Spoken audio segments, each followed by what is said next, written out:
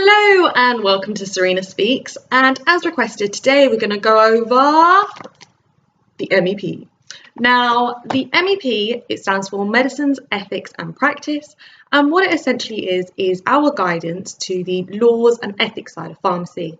Now they could potentially ask questions coming from the MEP, so definitely have a look through the whole of the MEP. What I'm going to do in this video though is select some of the key parts to it and show you how you can use the MEP to support your BNF notes. Now it is a chunky document or booklet or resource, whatever you want to call it, but I can't stress out how important it is to go through. And even once you have qualified, you might find that actually you need to look back at the MEP just to double check a few bits and pieces, just as you do with the BNF. Now, if you don't have a hard copy of the MEP, don't fret, go onto the RPS website and they have an online version there. So let's start. So the first section we're going to look at is medicines optimization. So what medicines optimization entails is trying to get the best possible outcomes for a patient with regards to their medication and ensuring that it's always a patient-centered approach. So they're always at the heart of what we do. So there's four main principles.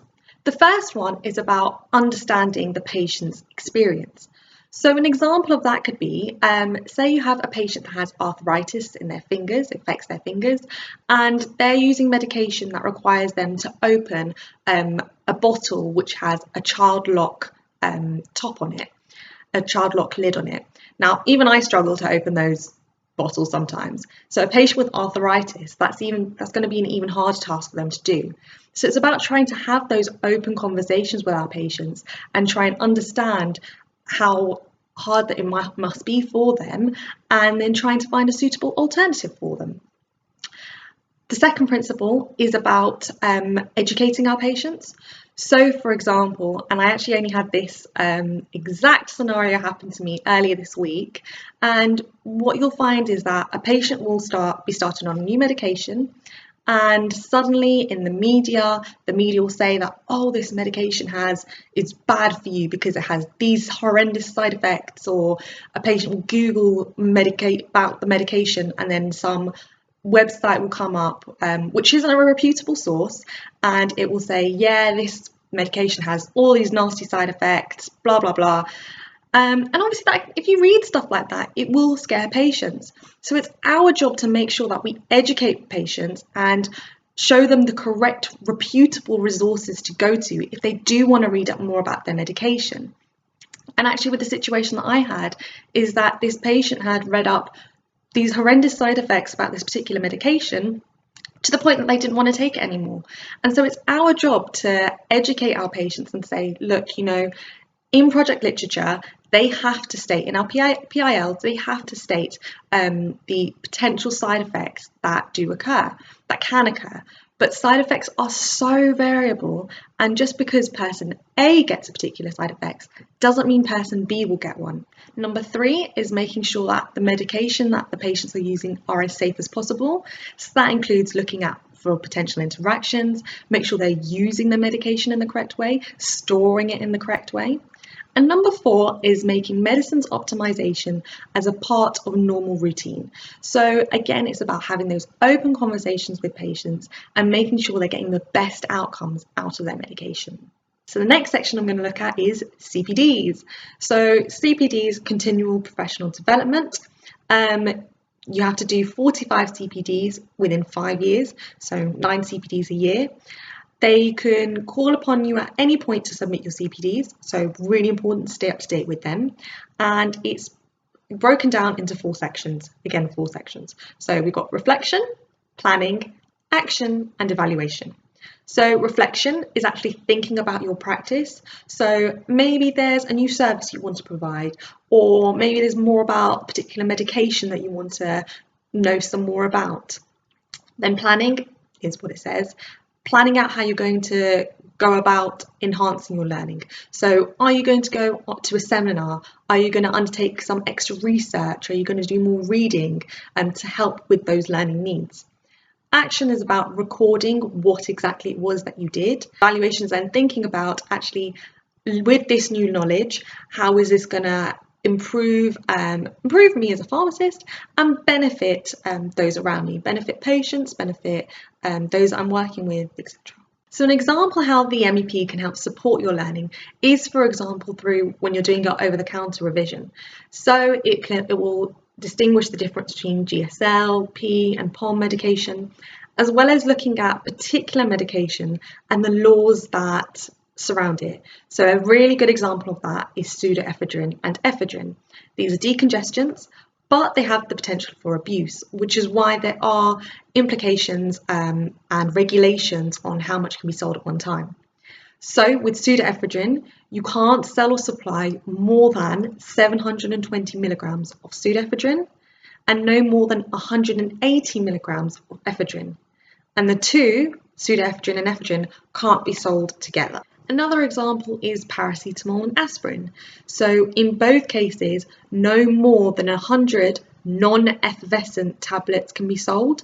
So usually, because they only come in packs of say 16 or 32, in reality the most that a patient will end up buying is 3 packs of 32, which is 96. So it's always going to be under 100 tablets that they'll buy in one transaction anyway. But when it comes to effervescent formulations, so those that you put the tablet in water and it dissolves, there's actually no limit. Legally, you can buy as many as you want, but remember it's up to the pharmacist's discretion. So keep that in mind. It's up to you if you feel comfortable selling as many paracetamol or as many aspirin effervescent tablets as you want. Your choice. You're in control. You have the power. You will always have the power to say no, and don't forget that. So just like I said, use your discretion, use your professional judgment on what you think would be best, really. Another example are codeine and dihydrocodeine containing products. Again, because they have that potential for abuse, potential for addiction, there's again tighter controls used on those, so have a look at that. Again, because they have that potential for addiction, that potential for abuse, it is really important as a counselling point, whether you're giving it out on prescription or over the counter, that you make patients aware that it does have those addictive properties.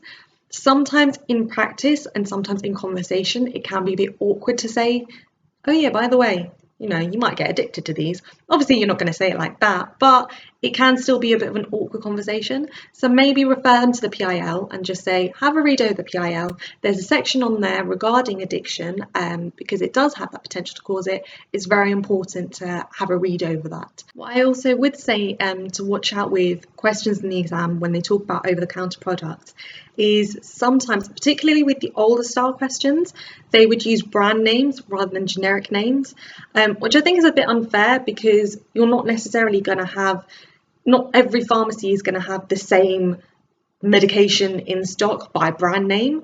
But just be aware of that. So for example, they might have the Care brand of glycerol, which is just called glycerin, lemon and honey, as an option. They might also have Cavonia dry tickly cough, which again just contains glycerol within it, and they might try and sort of catch you out that way. So just be aware of as many brand names for cough and cold remedies that there are, and the generic names that are contained within them.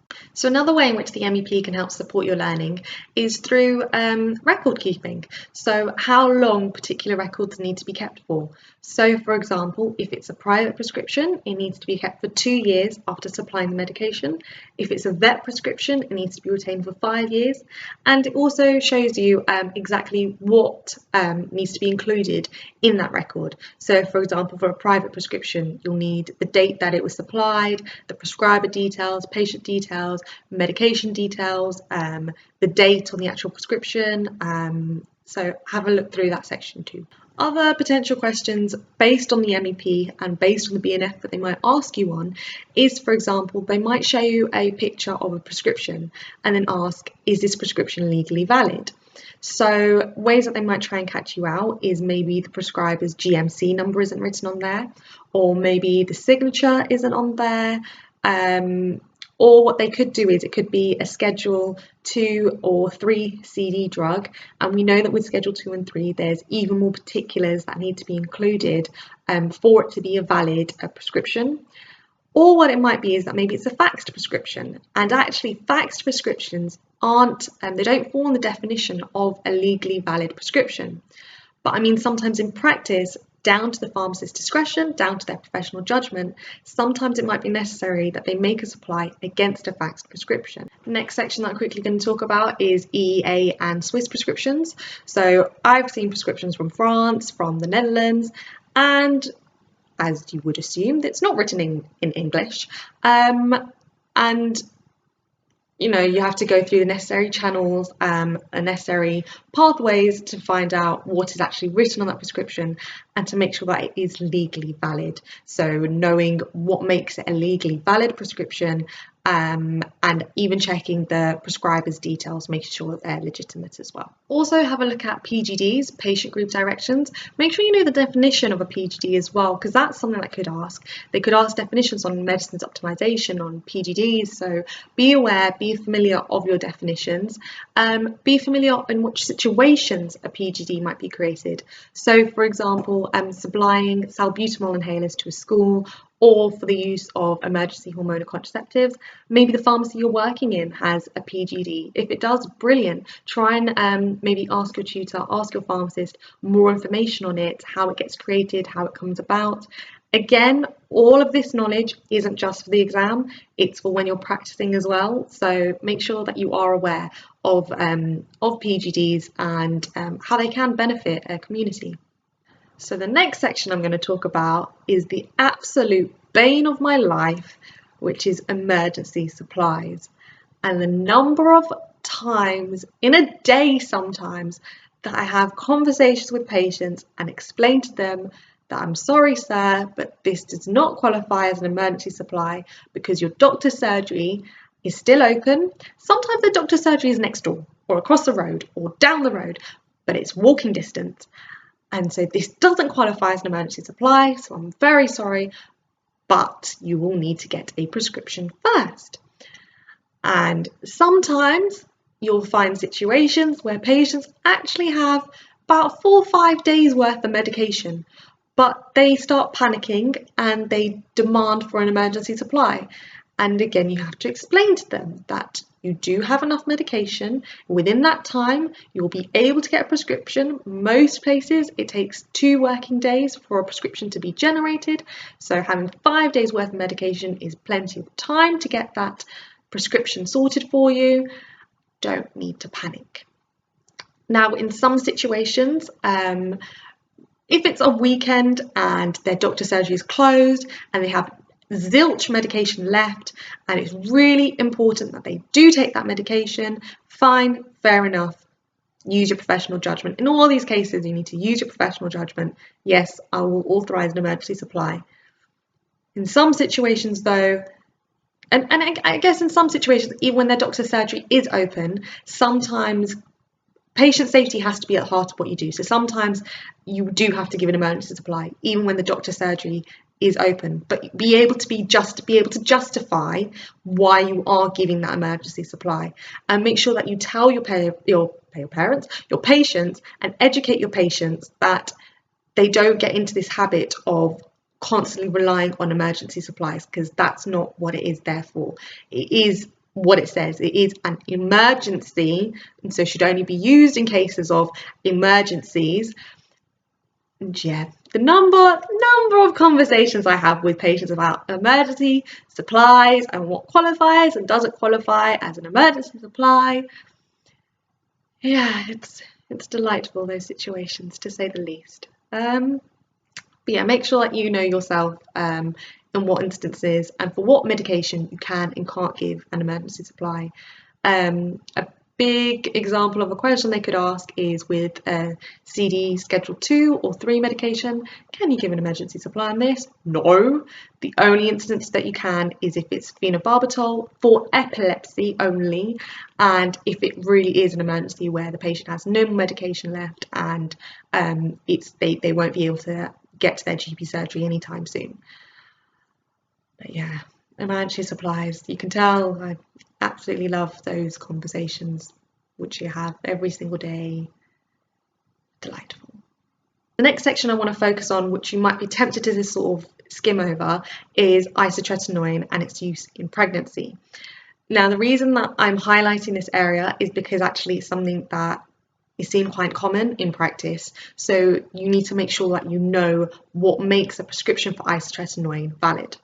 So isotretinoin, it's a retinoid. It's also teratogenic in pregnancy, which is why there's these even more legalities for when isotretinoin is being given.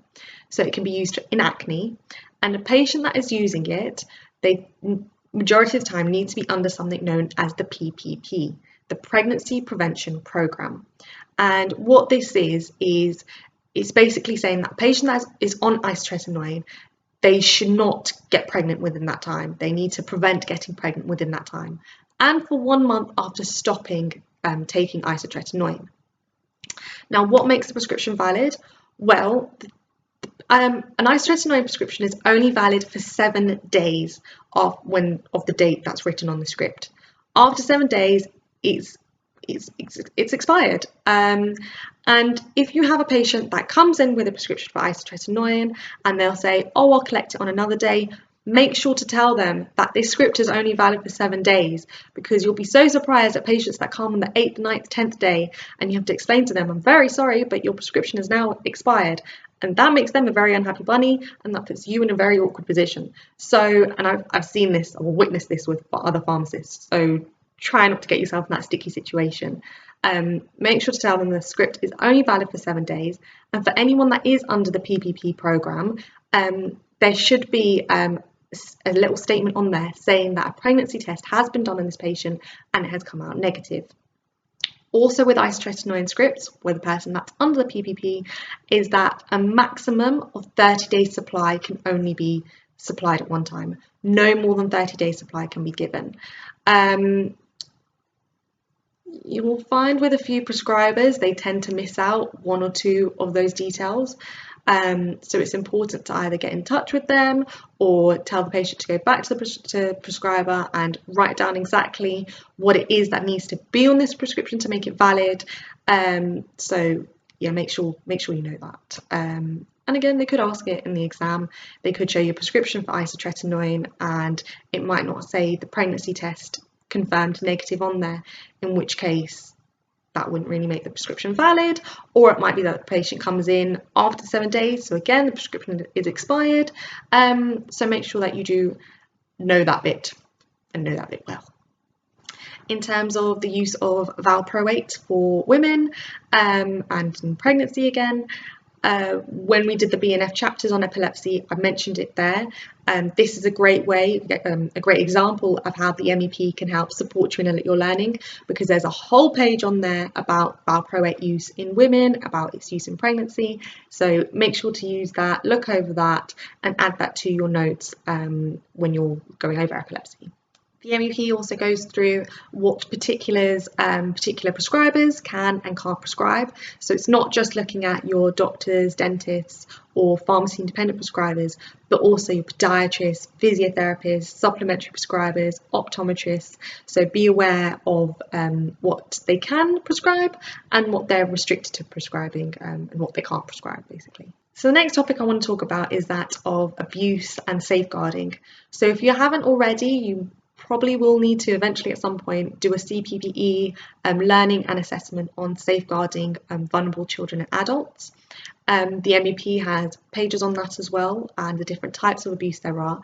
And again, we're not just learning for the exam, we're learning to be better pharmacists, and when we're put out into the real world and we are exposed to these sort of situations, what channels we need to go through, who we need to get into contact with, what we need to do, because there's many different forms of abuse that you might end up coming into contact with your patients. So emotional, financial, sexual, physical, and it won't always be easy to identify patients that are in those situations. So you need to be aware of what the signs and symptoms are. Just be more vigilant, I'd say, when you're coming into contact with patients. And And yeah, have a read through of those pages. And like I said, it's so important to know that if you are ever exposed to those sorts of situations, what exactly you as a professional need to do to help those patients, and what channels you need to go through to help support them. Also have a look through on the section of anaphylaxis and adrenaline. If you've done first aid, then you might be a bit more aware of it and how to use it. If you're not, then educate yourself. Because again, you might find yourself in a situation where you have to use an EpiPen on a person. So make sure you're familiar with how to use it, what different ones are available, because you have the EpiPen, you now have the new Jext pens. How does it differ using both of them? They could ask potential questions on that too, so be aware of that. And the MEP has a nice little section on it too. If you go back to my video on guidance on prescribing and forward it to 3 minutes and 37 seconds, over there I go through drugs and driving. Again, the MEP has a bit more supportive notes on drugs and driving. So again, that's the way how you can use the BNF and the MEP together to help with your learning, and give you maybe a few more additional notes on drugs and driving. It wasn't in the exam, not that I remember of. I don't think a question of it came up when I did the exam. So, I mean, it is, I don't want to really jinx it, but it could be something that they could potentially ask this year. So make sure that you are aware of that. So the next section that I want to sort of summarise over is vet prescriptions and vet labels and the cascade. So vet prescriptions, they need different particulars to our, for example, FP10 prescriptions. And again, it's important to know what needs to be on each of them. So for example, how a vet prescription would differ is it needs to actually say what species of animal that particular medication is for, and the name of the animal as well. So for maybe Jilly the goldfish, or Kitty the cat, or Rufus the dog, whatever it is, but it needs to have the name of the animal and what species they are. And the medication that's being used, it needs to be under the cascade. So what is the cascade? Well, first and foremost, the prescriber should try and treat the animal with a licensed vet medicine.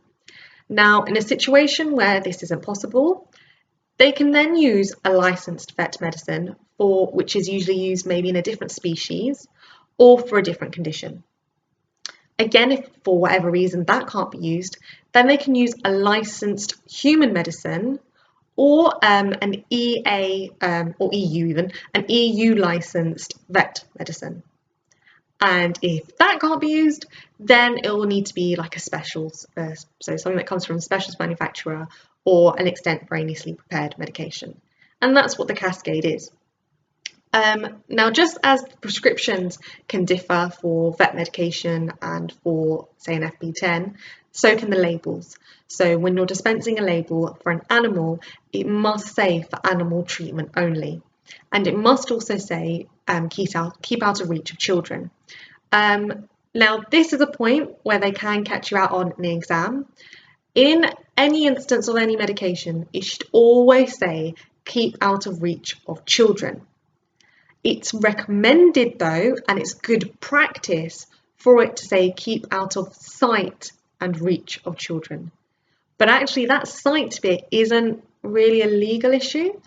It's more the keep out of reach of children that is. Well, they couldn't, for example, have a question and it might have a label of a vet medicine and everything look there is fine. You've got everything that should be on there. It says for animal treatment only, and it says keep out of sight and reach of children, and they might say to you which of the particulars on there isn't actually legally necessary.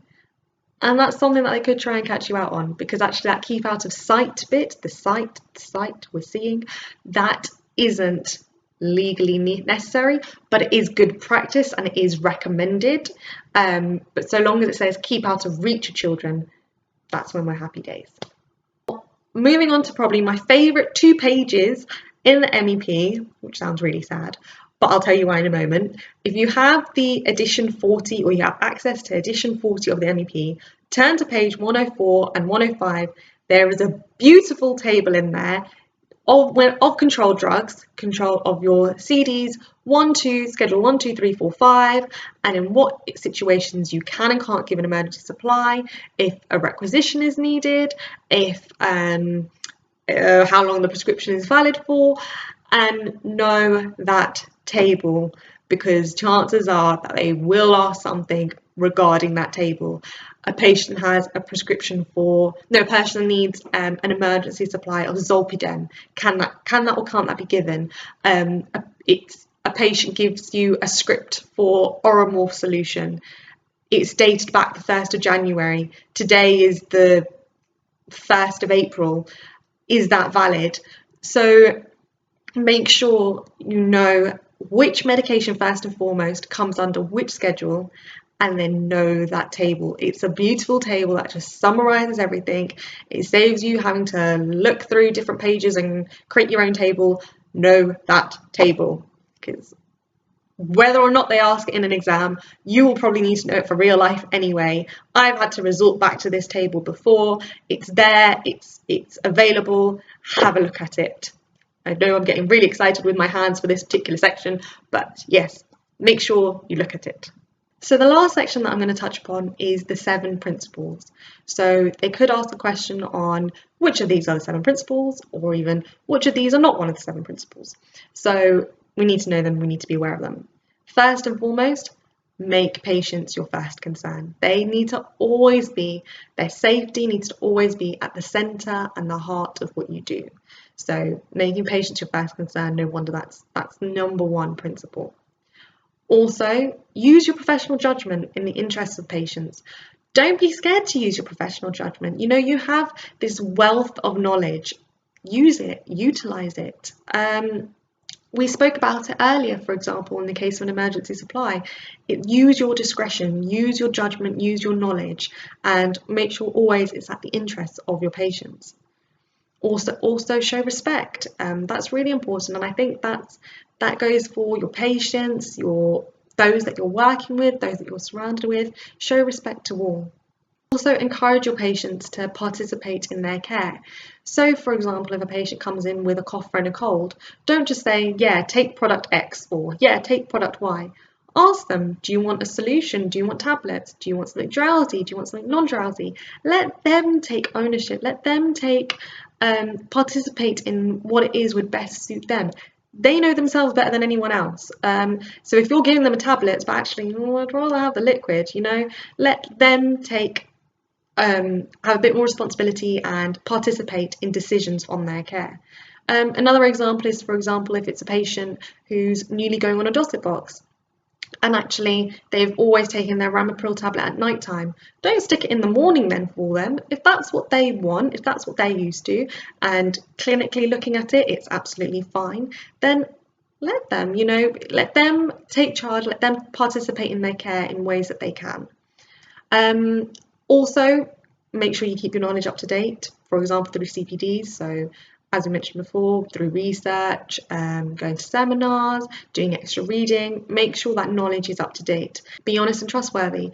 We're in a profession where patient rapport is so important. It's so vital. Whether you're working in a community setting, a hospital setting, you need to make sure you have that relationship and that positive rapport with your patients, and that they can trust you and that you can be honest with them. It can be even simple situations. Say, for example, you said to a patient their medication will be in tomorrow morning, but tomorrow morning comes and the medication hasn't come in. Be honest with your patients. And I think this then links into the last principle, which is take responsibility and take ownership for your practice. One day you might be the responsible pharmacist on a premises, so you need to be able to take on that responsibility. And yeah, it can seem like kind of a scary thing, but you're already up to this point, you're already up to this stage. I think the secret 8th principle is actually have confidence in yourself, have faith in yourself, in your ability and in your knowledge. So those are my sort of key areas that I wanted to highlight of the MEP. As I mentioned before, definitely still go over all the other bits and pieces. Make yourself aware, because we're not just doing this for the exam, we're doing this for real life too, when we're all practicing pharmacists. So But yeah, that's pretty much the MEP. And as you can see, it's such a useful tool. It's such a useful resource to support you with your BNF notes, but also to use on a day-to-day basis and refer back to. Hopefully you found that useful. Hopefully you liked it. If you did, why not give us a thumbs up? Give us a comment, share, subscribe, join our Facebook page, and until next time, good luck with your vision and happy revising.